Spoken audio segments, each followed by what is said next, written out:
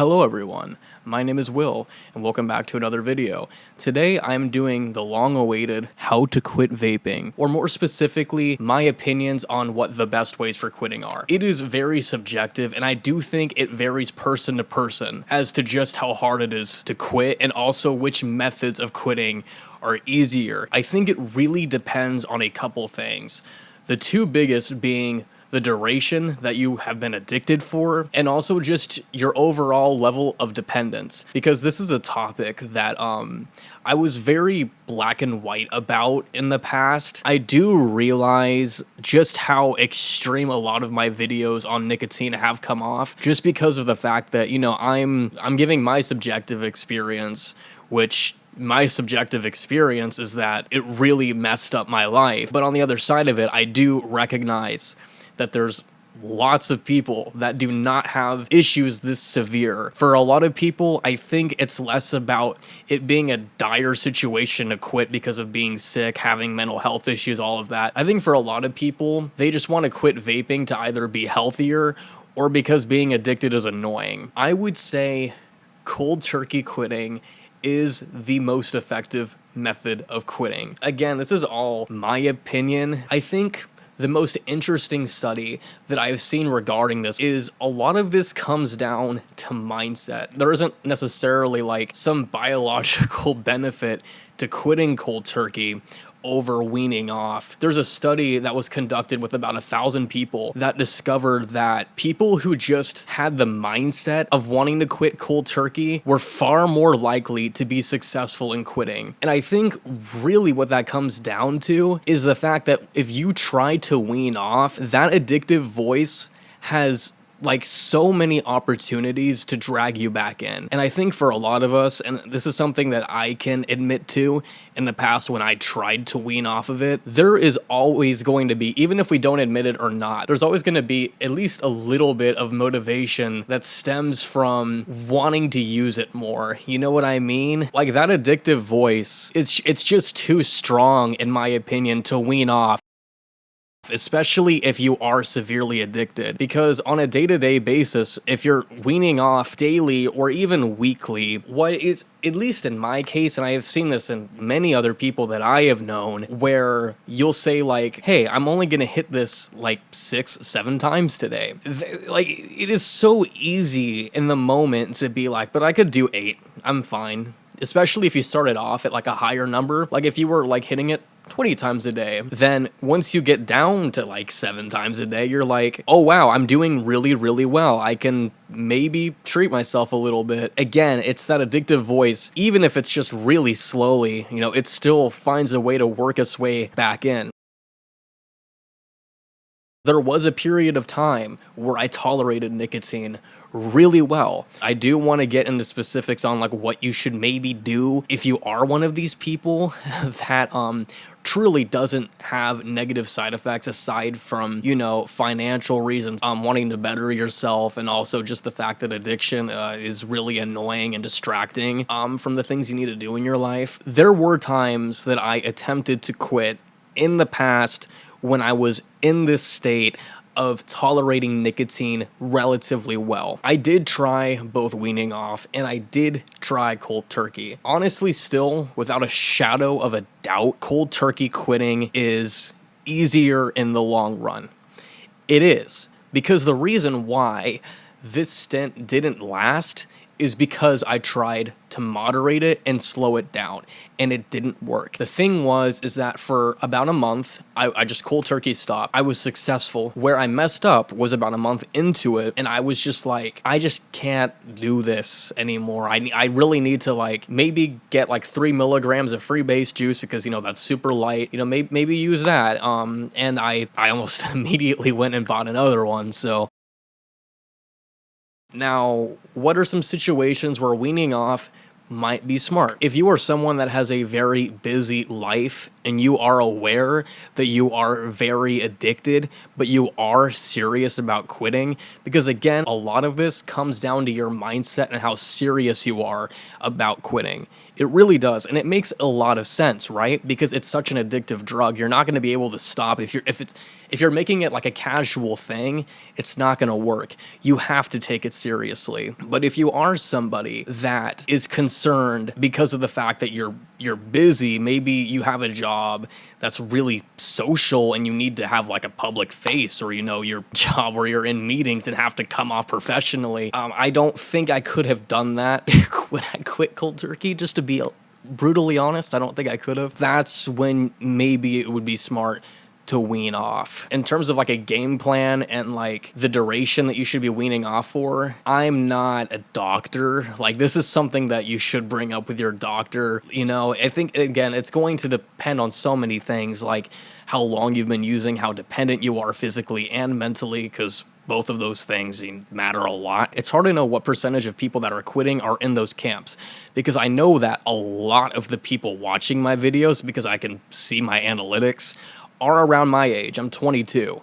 A lot of people that are trying to quit are still teenagers, you know what I mean? But the thing is that if you do choose to wean off, you just need to be very self-aware and watch what that addictive voice says to you, and just be really, really careful to not give into it. So moving on to the next section of this video, what do you do when you stop? We've been talking about all these different ways on how to quit, but what do you do?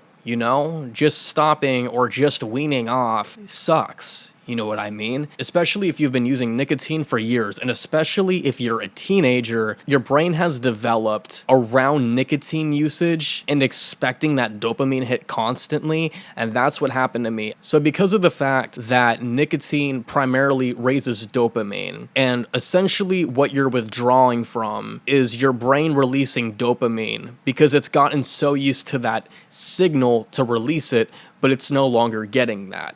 So I'm going to get into what helped me the most when I first quit and what has helped long term. So basically, you need to treat yourself as if you have a dopamine deficiency. I'm fully aware that a lot of what I'm about to say is going to make me sound like a self-help guru. So in the first month of quitting, I lifted constantly. I do not think I have ever worked out harder in my life than in the first month of quitting nicotine. That was the strongest I've ever been in my life, but honestly, it didn't really feel like I had much of a choice, because that was like one of the only things that helped. But here's the thing, it helps so much. It doesn't have to be lifting. If you don't want to lift, you could go running. You can do all sorts of different exercises, even get into some physical sport. It was a life changer for me. Whenever I would get nicotine cravings, I would typically do one of three things. 1, drink water, which you should do anyway, let's be honest. 2, I would just get down, do as many push-ups as I can until I fell over and couldn't do anymore, or I would go out, go on a walk, or go on a drive. Like, you need to set up a plan for what to do when you get cravings. This is honestly probably one of the most important things when it comes to quitting that you really need to get down. Write it out. Write out the things that you are going to do when you get cravings. Because if you're watching this and you're in a clear-headed state and you haven't maybe quit yet and you're still feeling level-headed, just be aware you are not going to feel that way when you are in withdrawals. Your brain is going to do and say a lot of things to get you to use it. And that is just inevitable, and you have to be prepared for it. You cannot get cocky and think, well, I'm mentally strong, I can handle it. Yeah, you might be mentally strong, but addiction, it influences the way that you think so much.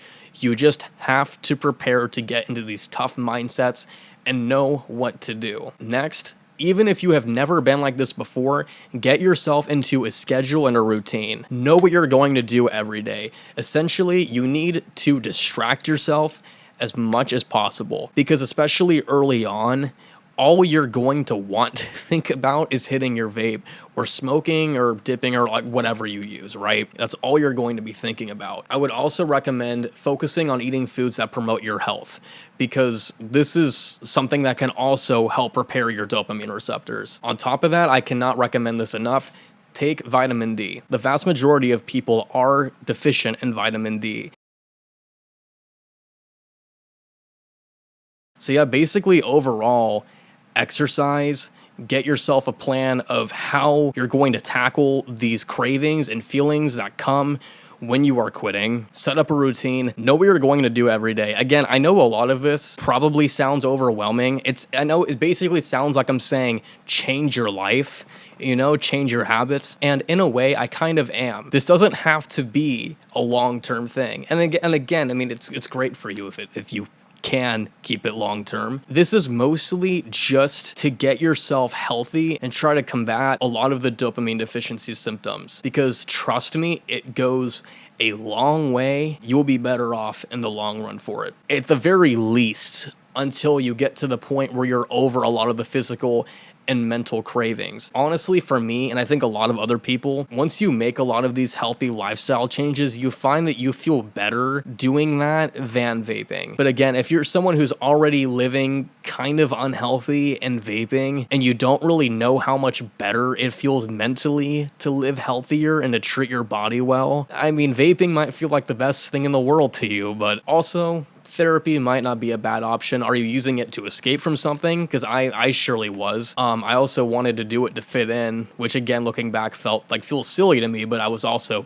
like 16, 17 when I started. Can't really beat yourself up too much over that. It's pretty natural, and I think that's the reason that a lot of people start. Don't just leave it off at treating your body well. Definitely prioritize your mental health and see if there's any reasons why you started using it in the first place. I know that a lot of people that use nicotine have ADHD diagnosed or undiagnosed. That's a very common reason for nicotine being hard to quit for a lot of people, because it does in some ways. I mean, I've talked about this before. I will admit that it can help some symptoms of ADHD. So that is a reason a lot of people use it, is to self-medicate. At the end of the day, I do think that the best method to quit nicotine varies person to person, and I will always say that. I will always have a personal bias towards quitting cold turkey because of my own personal experiences, and that's what I've had the most success doing, even though it is the hardest in the short term.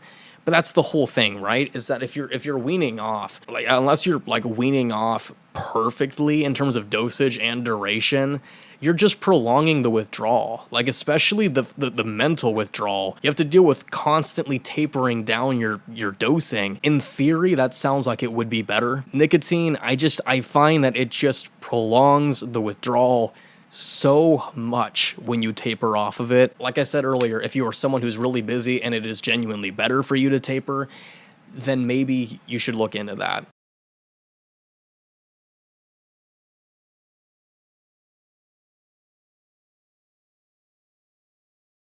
It does take us a few tries a lot of the time, and there's no shame, you're trying, and that's what counts. So yeah, thank you all for watching. I really hope that this helped people. I wish I made this video sooner, because I realize I've made so many different videos about nicotine, but I never really have gone into how I quit or how to quit in general. So yeah, I hope this helped people. Thank you all for watching.